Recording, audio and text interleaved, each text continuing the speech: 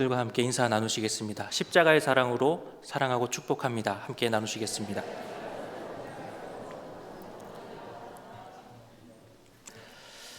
네, 우리가 계속해서 베드로 전서를 나누고 있습니다. 지금까지의 내용을 잠시 정리하면 이 베드로는 베드로 전서를 통하여서 흩어진 나그네들, 즉 흩어진 그리스도인들에게 이 고난 가운데 낙심치 말고 믿음을 지켜 나가도록 권면하기 위해서 이 편지를 쓰게 되었지요. 베드로는 성도들을 향하여서 이제 더 큰 고난이 다가올지라도 구원으로 인해 기뻐하라고 말합니다. 또 우리는 이 땅 가운데 나그네임을 기억하면서 믿음과 소망을 하나님께 두는 거룩한 그리스도인으로 살아가기로 결단하라고 권면하고 있지요. 여기서 그리스도인이 거룩하게 살아간다라는 것은 세상과 동떨어진 채 살아가는 것이 아니라 베드로는 세상의 제도 안에서 순종하며 살아가라고 말하고 있습니다. 우리 지난주에 함께 나눴던 말씀인데 베드로전서 2장 13절과 14절 말씀을 함께 읽어보겠습니다. 시작.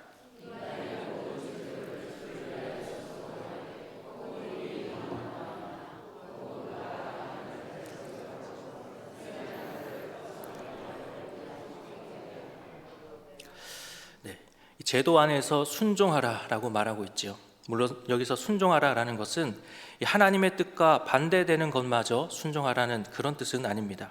어떤 잘못된 것에 대해서 감수하고 타협하고 합리화하면서 그렇게 살아가라라고 말하는 것이 아니라는 것이죠. 제도 안에서 순종하며 살아가되 그리스도인으로서 거룩하게 살아가라라고 이야기합니다. 그리고 오늘 본문 3장으로 넘어오면서 이 아내와 남편을 향한 권면으로 이어지게 됩니다. 이 가정에 대해서 이렇게 말하고 있는 것이지요.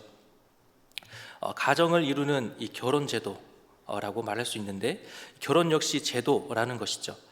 결혼이라고 하는 이 제도 역시 순종해야 할 영역이라는 것입니다. 그런데 베드로가 갑자기 이 3장에 넘어와서 이렇게 결혼에 대해서 말하고 있는 이유는 무엇일까요? 우리는 이 베드로 당시에 그리스도인들이 믿음을 지키기 점점 어려워지고 있는 상황 속에서 이 가정들도 흔들리고 있다는 것을 오늘 본문 말씀을 통해서 짐작해 볼 수 있습니다. 그래서 베드로는 이 결혼이라고 하는 제도를 지켜나가도록 권면하고 있는 것이죠. 그러기 위해서는 이 결혼이라고 하는 이 제도는 누구에 의해서 또 어떻게 만들어졌는지를 우리는 기억해야 합니다. 세상의 시선에서 이 결혼이라고 하는 제도는 어떠합니까? 한 나라가 세워지고 그 나라가 지탱하기 위해서는 이 나라를 구성하고 있는 한 사람 한 사람들의 국민 혹은 시민, 백성들이 있겠죠. 그리고 이 한 사람 한 사람이 모여서 나라를 이루게 됩니다. 그러면 이 한 사람이 모이는 이 최소한의 모임, 이 공동체가 있을 것인데 이 공동체가 바로 가정이라는 것이죠. 한 가정에서 자녀를 낳고 또 그 자녀가 결혼을 통해서 가정을 이루게 됩니다. 이렇게 가정이라고 하는 모임, 공동체가 계속해서 확장되어 가고 그 나라도 확장되어 가는 것이죠. 오늘날에는 인구가 많고 가정이 많은 것이 그 나라의 국력을 나타내는 절대적인 지표가 되지는 않습니다. 나라가 가지고 있는 어떤 돈이라든지 또 전쟁에서 사용할 첨단 무기 같은 부분들이 오히려 더 중요하게 여겨지기도 하지요. 그래서 오늘날은 이 국력이 인구에 절대적으로 반영되지는 않습니다. 그러나 절대적이지는 않지만 여전히 중요한 지표가 됩니다. 왜냐하면 인구가 많은 나라라고 하면 다른 나라와 무역을 하지 않아도 그 나라 안에서 생산하고 또 다 소비할 수 있기 때문이죠. 그러나 이 과거에는 어떻습니까? 인구가 굉장히 중요했습니다.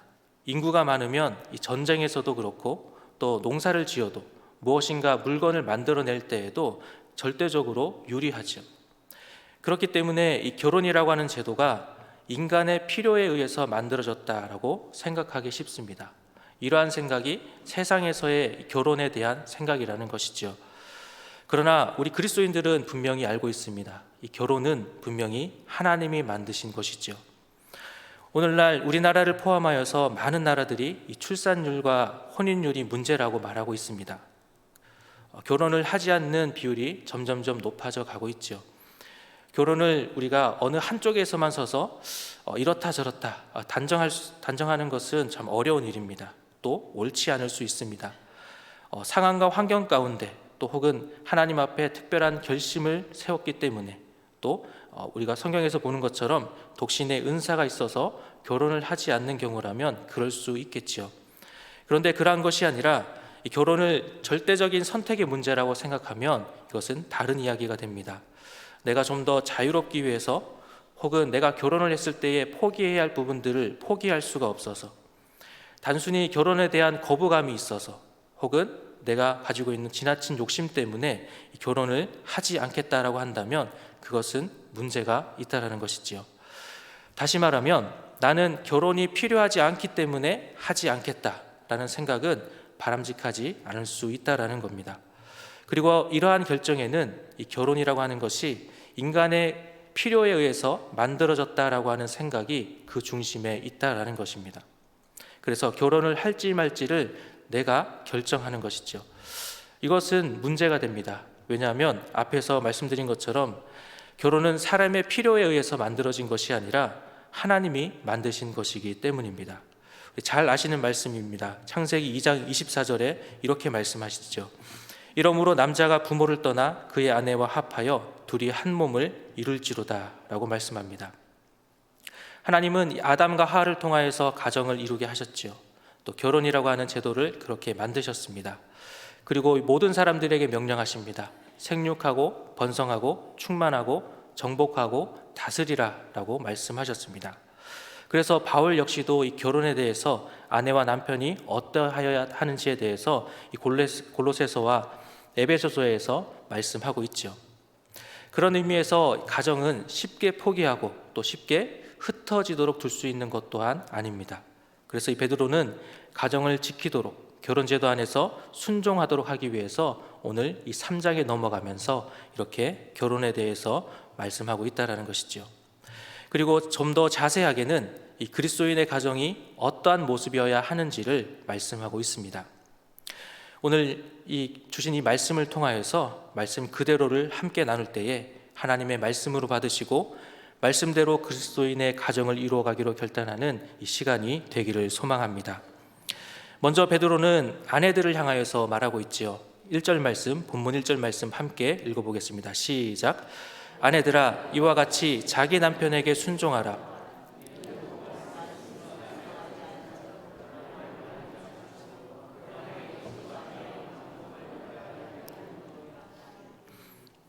남편에게 순종하라라고 말씀합니다. 여기서 말하는 이 순종은 더 정확하게는 순복을 의미합니다. 그런데 1절의 앞부분에 보면 아내들에게 이와 같이 남편에게 순종하라라고 말씀하고 있죠. 그럼 이와 같이라고 하는 말은 무슨 의미입니까? 앞에서 말한 것처럼이라는 뜻이지요. 3장이니까 2장에서 말하고 있는 것, 그것과 같이 아내들에게 순종하라라고 말씀하고 있습니다. 2장 말미에 무엇을 말씀하고 있는가 하면 바로 예수 그리스도를 본받아야 한다라는 것을 베드로가 말했습니다. 그러면 예수님의 어떠한 모습을 본받아야 한다라고 말하고 있습니까? 예수님은 죄가 없으심에도 불구하고 십자가에 달려서 우리의 죄를 짊어지셨지요. 욕을 당하시되 맞대어 욕하지 아니하시고 고난을 당하시되 위협하지 아니하시고 오직 공의로 심판하시는 하나님 아버지께 부탁하시면서 이 일을 감당하셨다라고 말씀하고 있습니다. 왜 이러한 일들을 예수님께서는 감당하셨습니까? 바로 아버지의 뜻이기 때문에 순복한 것이죠. 기꺼이 스스로 순종하고 복종하셨습니다.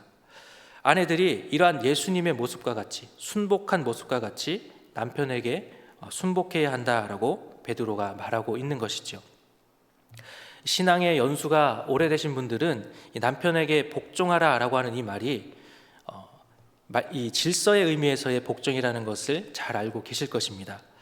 이것은 남자의 어떤 우월함을 말씀하고 있는 것도 아니고 남편이 아내를 자기의 부하처럼 다루어도 된다라고 하는 이러한 의미가 아니라는 것을 너무나 잘 알고 계실 것입니다.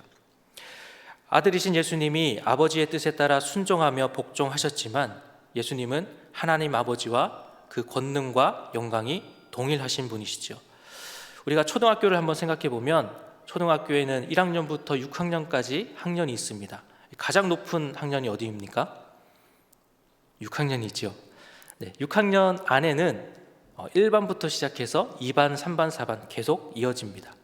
그리고 이 반마다 1번, 2번, 3번, 4번 이렇게 또 번호도 정해져 있습니다.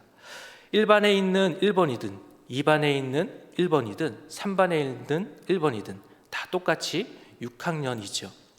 이렇게 번호를 나눈 것은, 반을 나눈 것은 질서를 위해서 나눈 것입니다. 누가 더 높고 낮음의 의미가 아니라는 것이죠. 마찬가지로 어떤 모임이나 단체에 있어서도 대표자가 있습니다. 어떠한 모임에 사람이 2명이라 할지라도 그 2명 중에 대표하는 사람이 있어야 합니다. 무엇인가 주도적인 역할을 해야 하는 사람이 있어야 한다라는 것이죠. 마찬가지로 이 아내와 남편 두 사람 중에도 하나님은 남편에게 주도권을 주셨다라고 말씀하고 있는 것입니다. 누가 더 높고 낮음의 의미가 아니라 질서를 위한 이 지도자의 역할을 남자에게 주셨다라는 것이죠. 그런데 이 하나님은 이 질서를 위한 순서를 굉장히 중요하게 생각하십니다. 1절 하반절에 이렇게 말씀합니다. 말씀을 순종하지 않는 자라도 말로 말미암지 않고 그 아내의 행실로 말미암아 구원을 받게 하려 함이니라고 말씀하고 있습니다. 어떠한 의미입니까? 혹 이 남편이 예수님을 믿지 않는 자라 할지라도 남편에게 복종하라라는 것이죠. 우리가 그냥 생각해 보면 이 말씀은 이해가 되지 또 납득이 되지 않을 수도 있습니다. 믿지 않는 남편이라고 한다면 어떠한 모습을 우리가 상상할 수 있겠습니까? 먼저 하나님의 말씀을 믿지 않는 사람입니다. 또 하나님을 향하여서 거부감을 가진 사람입니다. 또 하나님을 믿는다는 이유로 아내를 괴롭힐 수도 있습니다. 그리고 무엇보다 말씀이 아닌 죄악된 생활 속에서 살아가는 사람입니다. 그럼에도 아내는 남편에게 복종하라라고 말씀하고 있는 것이죠. 왜 이러한 말씀을 하고 있을까요? 아내의 행동이 구원의 통로가 될 수 있기 때문이죠. 그러면 여기서 말하는 아내의 행동은 어떠한 행동을 말씀합니까? 우리 본문 말씀 2절 말씀입니다. 너희의 두려워하며 정결한 행실을 봄이라 라고 말씀합니다. 여기서 두려워하다라는 것은 하나님을 경외하는 것을 의미합니다. 하나님을 경외함으로 정결한 삶의 모습이 이 남편을 통하여서 남편에게 하나님께로 인도하는 구원의 통로로 사용될 수 있다라는 것이죠. 한번 상상해 보십시오. 아내가 남편을 향하여서 예수님을 믿어야 한다고 계속해서 하루에도 여러 번 이야기합니다. 그런데 그리고 이 아내에게 있어서는 남편의 영혼 구원은 늘 이 아내의 가장 첫 번째 기도 제목입니다. 그런데 이러한 아내의 평소의 행동은 남편도 그렇고 남편이 아닌 다른 사람에게도 늘 이렇게 괴롭히는 모습들이 있습니다. 시기와 질투는 기본이고 또 소문을 퍼뜨리고 말로 상처 주기를 좋아하는 이런 악한 모습으로 가득 차 있다라고 한다면 이 남편은 예수님을 믿으라고 하는 이 아내의 말에 예수님을 믿기보다도 오히려 거부감이 더 많아지겠지요. 따라서 본문은 말보다도 행동으로 보여주라고 말씀하고 있습니다. 이 구체적으로 어떠한 모습입니까? 우리 3절과 4절 말씀을 함께 읽어보겠습니다. 3절과 4절 말씀입니다. 시작. 너희의 단장은 머리를 꾸미고 금을 차고 아름다운 옷을 입는 외모로 하지 말고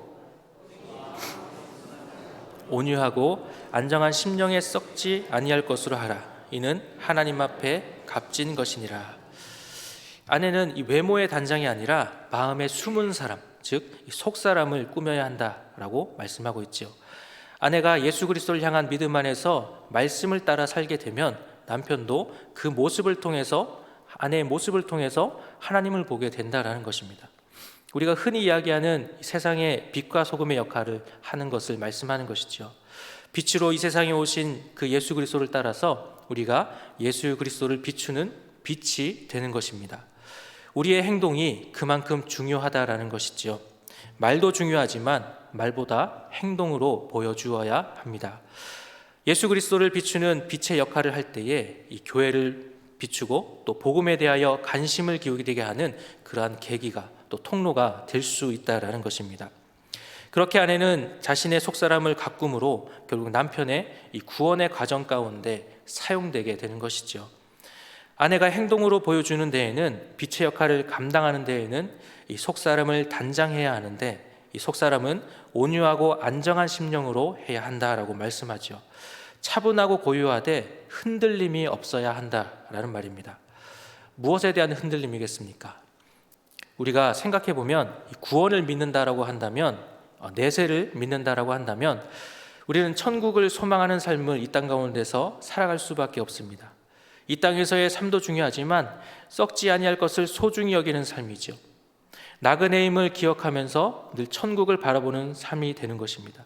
이러한 모습을 보며 남편은 어떠한 생각을 가지게 되겠습니까? 성경에는 사라와 같은 경건한 여인들이 있습니다.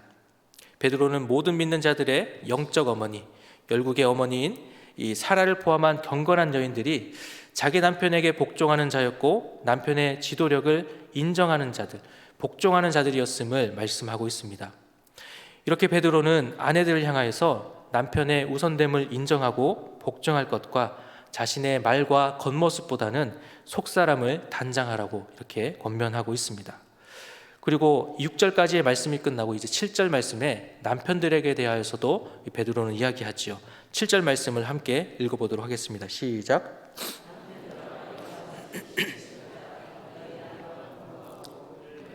연약한 그릇이요 또 생명의 은혜를 함께 이어받을 자로 알아 귀히 여기라. 이는 너희 기도가 막히지 아니하게 하려 함이라. 말씀드린 것처럼 1절부터 6절까지는 아내들에 대하여서, 또 7절 한 절은 남편에 대해서 이야기하고 있는데, 혹자는 이 아내들이 당시에 이 그리스도를 믿는 자들 중에 아내가 훨씬 많았기 때문에 더 많은 시간을 할애해서, 더 많은 이 공간을 할애해서 이렇게 말했다라고도 이야기하지만 그러한 의미는 아닐 것입니다. 오늘 이 짧은 한 절의 말씀이지만 남편들에게도 굉장히 많은 것을 베드로는 이야기하고 있습니다. 먼저 이 7절에서 남편은 앞에서 이야기하는 것처럼 예수님을 알지 못하는 자들이 아니라 그리스도를 믿는 그리스도인입니다. 이러한 남편들에게 아내를 귀히 여기라라고 말하고 있지요. 그러면 어떻게 귀히 여길 수 있겠습니까? 먼저 남편들은 지식을 따라서 아내와 동거하라고 말하죠.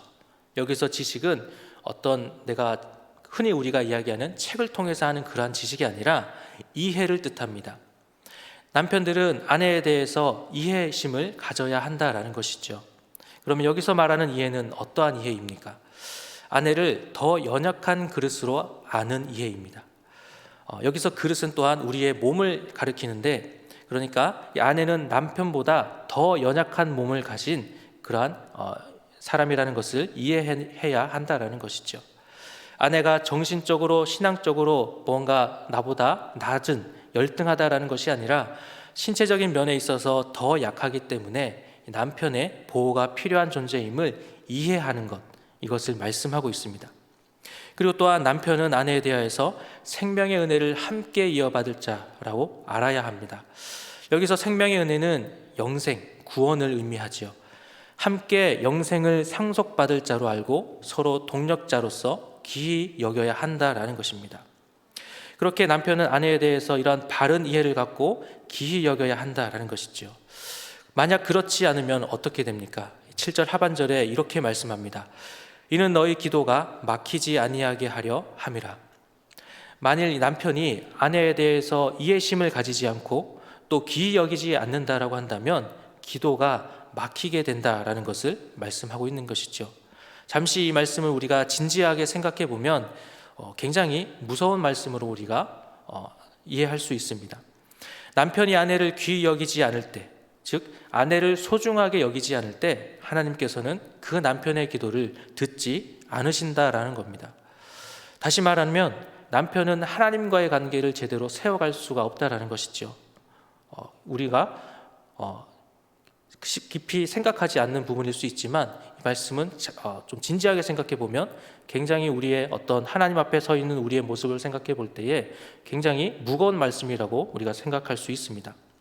이렇게 오늘 말씀을 통하여서 하나님이 세우신 이 결혼제도, 그리고 이 결혼을 통하여서 이룬 가정이 어떠한 모습이어야 하는지 우리가 함께 나누어 보았습니다. 어쩌면 우리가 너무나 당연한 말씀이고 또 잘 알고 있는 말씀이기도 하지요. 그러나 우리가 기억해야 할 것은 늘 그렇듯이 하나님의 말씀은 우리가 아는 것으로 그치는 것이 아니라 그 말씀을 우리가 실천할 수 있는, 행동으로 옮길 수 있는 것이 더 중요하다라는 사실입니다. 아내는 남편을 향하여서 복종하고 또 남편은 아내를 향하여서 기이 여길 줄 알아야 합니다. 오늘 이 짧게 나눈 이 말씀을 통하여서 하나님이 세우신 귀한 결혼제도 안에서 서로에게 복종하고 사랑하는 이 귀한 관계를 이루어가므로 이 땅 가운데 거룩한 하나님의 나라를 더욱 아름답게 세워가는 우리 성도님들과 그 가정이 되시기를 소망합니다. 함께 오늘 말씀을 생각하면서